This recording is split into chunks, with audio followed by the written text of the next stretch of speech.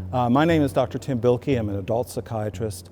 I specialize in adult attention deficit hyperactivity disorder, ADHD. So the prevalence of adult ADHD in Canada is about 4.4%, so it's almost 5%, and that's approximately 1.1 million people. So it affects a lot of people. It's one of the commonest conditions in psychiatric medicine that gets underdiagnosed. It's only about 1 in 10 who will actually come to a diagnosis. So in the diagnosis, you have to make sure that this person's always had it right through into adolescence and then into adulthood. So you just can't have a bad day and have ADD. This is something that's impacted a person for their entire life. Typically in high school, they do everything last minute.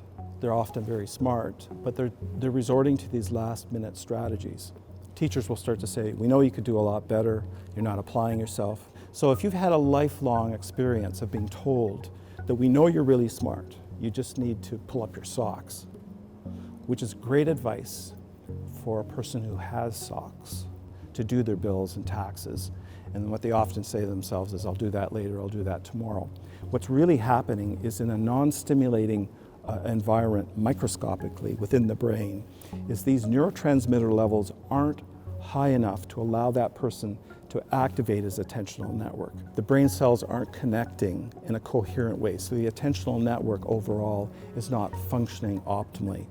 And that's important because the Health Canada approved medications that we have activate those neurotransmitters, which activates the brain circuitry, and now that person is able to engage in a tedious, repetitive type of task. The symptoms of ADHD in the adult population really boil down to more of the inattentive symptoms.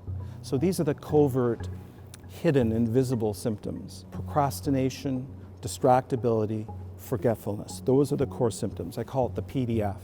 So people will have lifelong PDF type symptoms. They procrastinate around the boring things, they forget everyday things. That context is very important and distractible in these kinds of situations. But they can also be very disorganized, very scattered. We get photos of living space to see how people live. The job of a clinician is to get a 360 perspective of that person's life.